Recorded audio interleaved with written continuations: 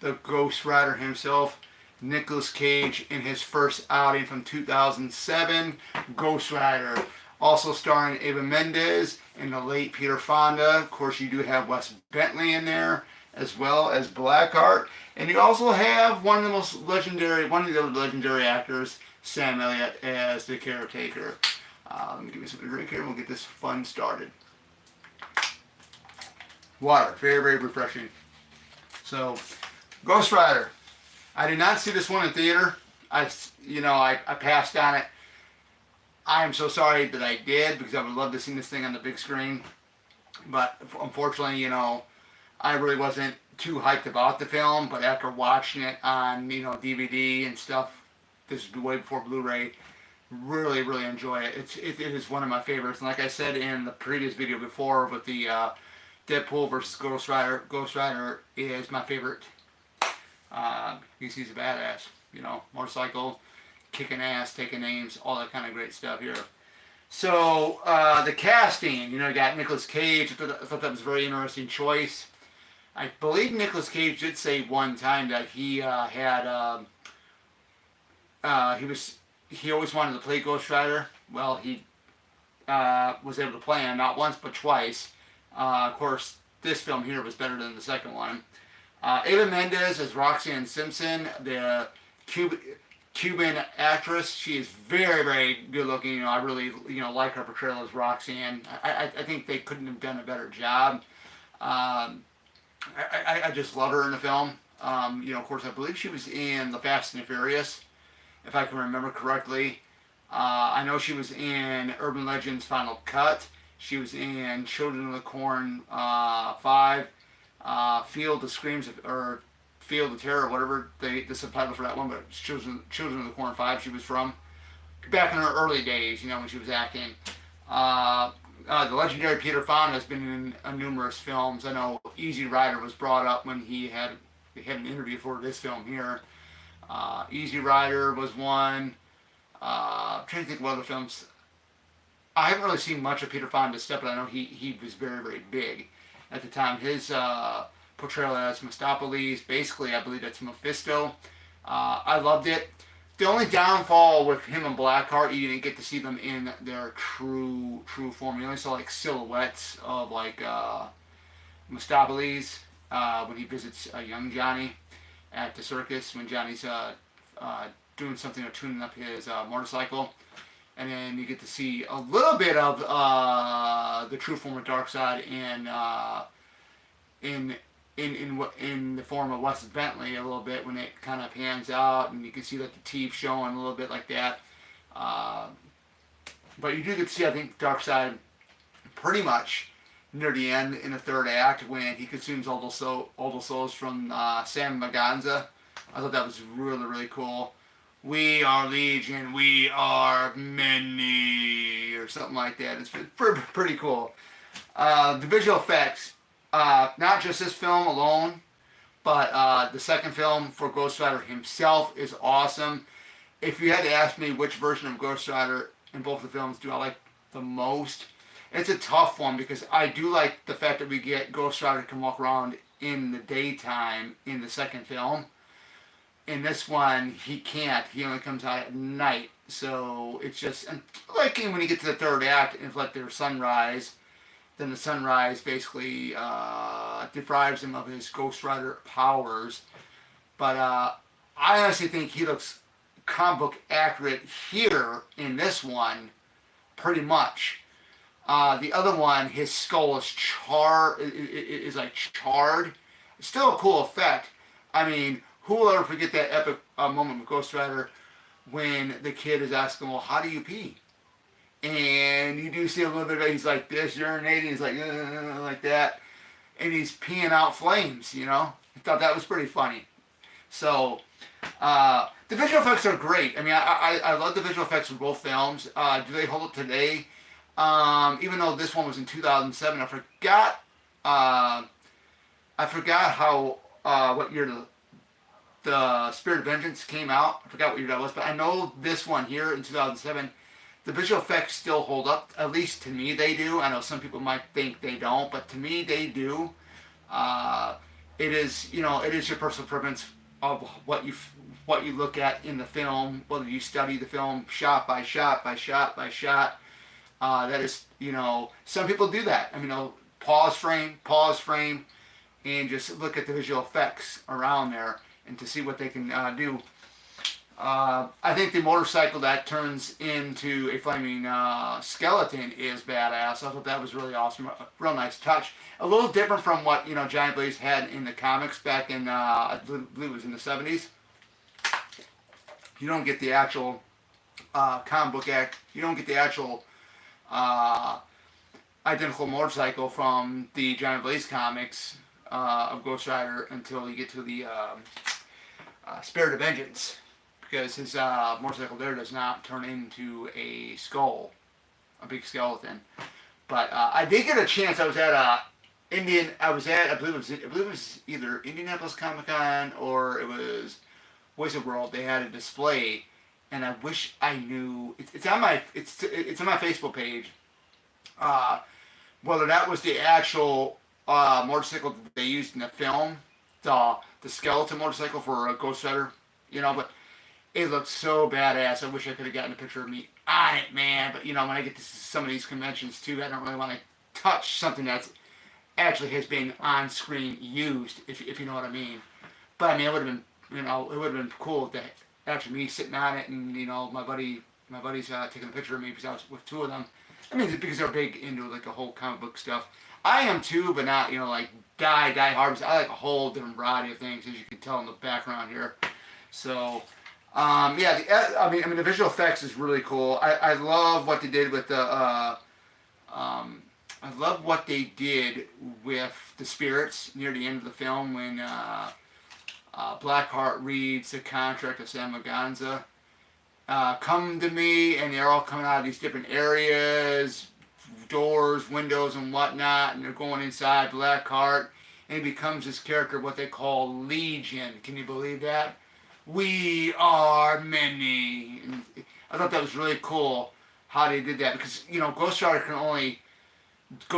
only kill you if you have a soul, and Blackheart didn't have a soul until he consumed all those souls of Sam Maganza, and that is how you know, basically Ghost Rider does defeat him. But you know, who hasn't seen the movie? You know, if I end up, you know, recommending it to you guys, which you guys should recommend, I would recommend it to you. I don't really care what anybody says. Oh, this movie ain't that great. Don't see it. See it for your own two eyes, and then you be the judge of what you think of the film.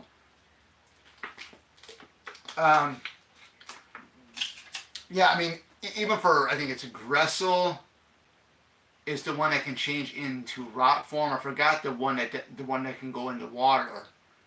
Forgot his form, and there was another one that could do something with the wind.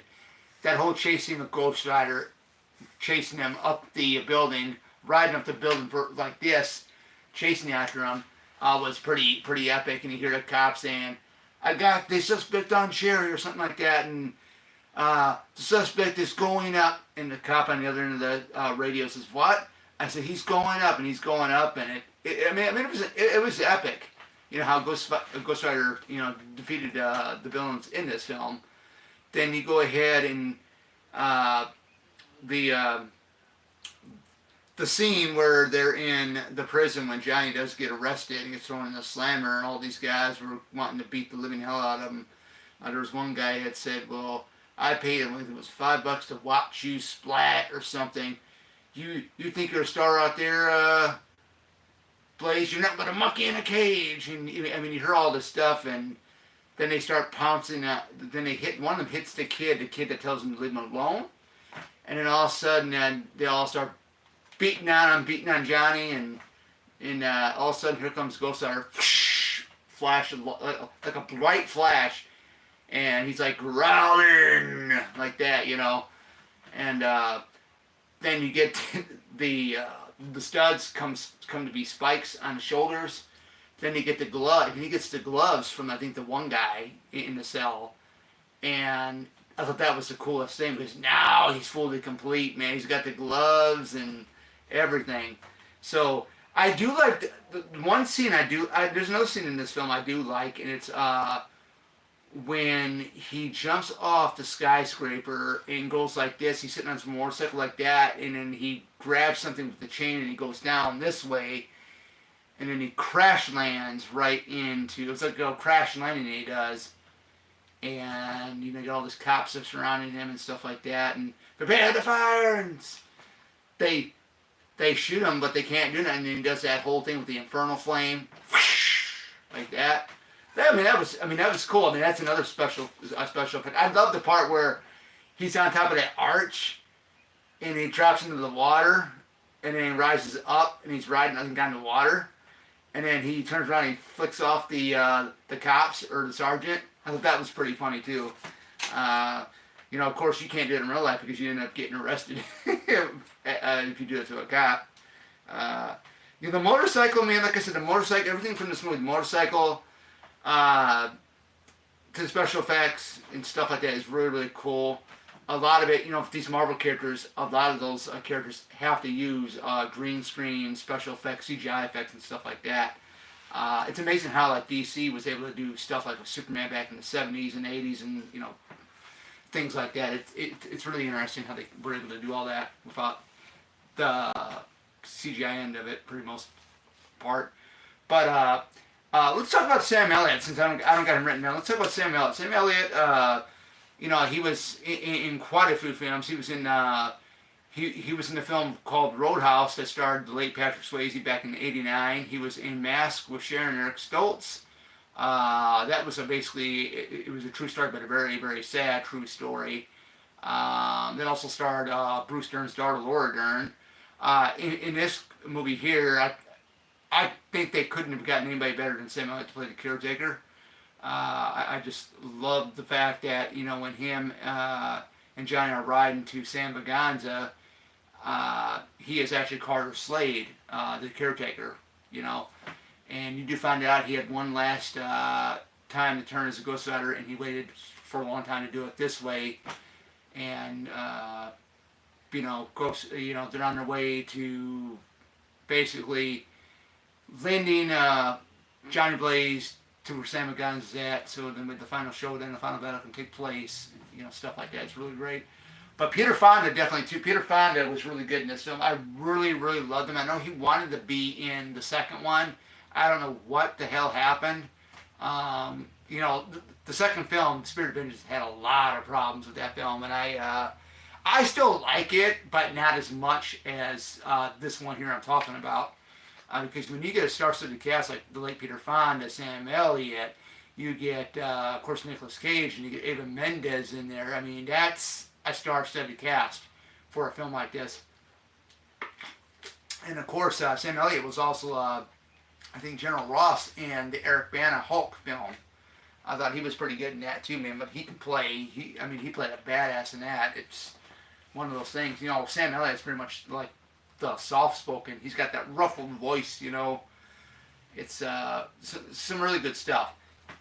But yeah, I'm going to give this film here 5 being the best and then 0 being the worst. I'm going to give it, to me, and somebody might say, oh, this is nuts. You're rating this at this one. I'm going to give it 5 out of 5. I'm a die-hard, I'm a Marvel fan.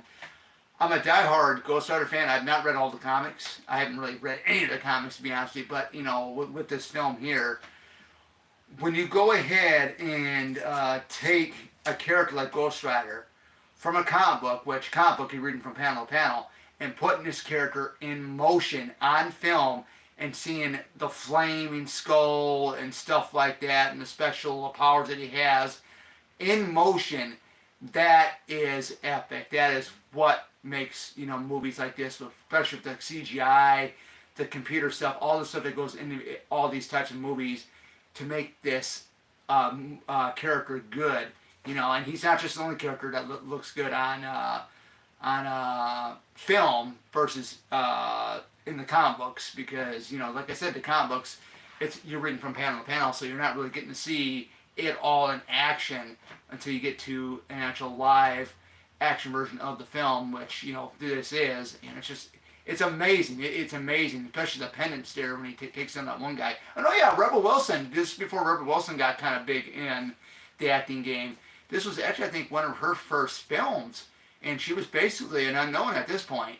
I believe she was in. I'm trying to think what movie she was in. I think she was in. What was it? Pitch Perfect or something. I'm not really sure. And it was something with other females and they're singing or something. I'm not really sure what it is. I have to go back and look at her body of work that she's done. But this was her like I think her very first film. But she was an unknown at this point. She was the one where that punk was jumps. I mean that punk is down. They're under a bridge, and that punk jumps down and wants her, or that punk wants to jump. I'm getting kind of mixed up. That punk wants to steal her bag. He's like, "Give me the bag, lady!" And all of a sudden, Ghost Rider sees him. He jumps down, and Ghost Rider does kill him with the pendant stare. So yeah, and that's another really cool thing there too. How he does that because it's you get the jerk gets to see all the bad, or Ghost Rider gets to see all the bad what that jerk has done prior to him trying to steal that purse, and you see like up close to the eyes, and it comes out, and it's like bricks and stuff. I mean, great visual effects. I mean, the visual effects department, A plus to them all, man, because it's great. And director Mark Steven Johnson, great stuff they did. I wish he would have came back for the second film to do it, so I think it would have been a lot better. But unfortunately, he didn't. I forgot who. I don't know who directed it, but it wasn't Mark Steven Johnson that did the second one. But I wish he would have came back to do the second one. That would have been a lot better, I think.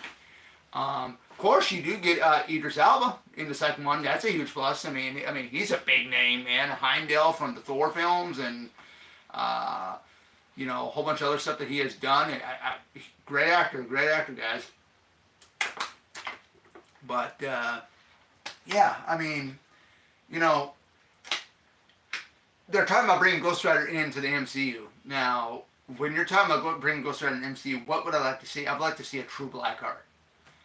In the true form that Blackheart is. Not this form that we got him in this film, but a true form. This big, shadowy figure, I'm pretty sure you guys know what I'm talking about, like what you see like in the Marvel vs. Capcom game, or Marvel Superheroes, Marvel vs. Capcom 2, that character was in, how big he was, something like that. That'd be really cool to see that happen. But, hey, I mean, it is, it is what it is. I mean, I think Mistopheles would have been great to see him in true form with Fisto. That would have been really cool, too. We could have seen, maybe, who knows what version of Ghost Rider we're going to get in the MCU, guys. We might even get the Johnny Ketch Ghost Rider here in the MCU. That could be a possibility. You just never know. I mean, they just came out with the Omnibus Volume 1 collection, and this October, I believe, is Omnibus Volume 2 collection of Danny Ketch's Ghost Rider. But I mean, they're like really thick omnibuses, like my New Mutants one that I got here. So there'd be an awful lot of reading. But if you really like the character, I'd go for it. But I'm hoping they do something great with his villains, with the Ghost Rider villains. I hope they really do it for the diehard fans, because that is something that everybody has been waiting for. Because, and I'm pretty sure I'm not the only one, but Blackheart wasn't Blackheart really in this film, but it still was cool to see him in human form, even though we know what he looks like physically without the human form that he's in. But yeah, I mean, this is kind of like a short live stream, 19 minutes we got going on here. I don't think I got anything really bad to say about the film. Really, I don't. I think it's well done. I think it's well made. I think one thing I probably would have done a little bit different was maybe to introduce Crash Simpson in this film, because I did read, I had an essential Ghost Rider Volume 1 collection, which is, the cheaper way to read them. They're not colored pages, but those essentials they're discontinued. But in the comics, you do get to see that Crash Simpson does take in, I think, Johnny Blaze. I think that would have been a real cool moment to actually see Crash Simpson in this film here, but unfortunately we didn't. But you guys got to think too. I know I'm still kind of upset about the Thor film too. I mean, they should have had Boulder the Brave. For this instance, we didn't get Crash Simpson in this Ghost Rider or the second one. But it's Hollywood. They're gonna do whatever they want. They're gonna change things up. Okay, we're not gonna go with this. We're gonna stick it to a basic, or we're gonna change a little bit of something here from the actual comic book storyline. But I mean, it is what it is. But yeah. With further ado, let me know in the comments below. What did you think of Ghost Rider 2007? Do you think it was a good movie? Was it a bad one? I thought it was an awesome movie, man. I give it, like I said, I give it five stars because that's just how much of a diehard fan I am of the Marvel stuff here. I mean, I may not have all the Marvel comics or the omnibuses. I mean, but hey, like I said, I'm just a sucker for all this stuff. So, I mean, it is what it is.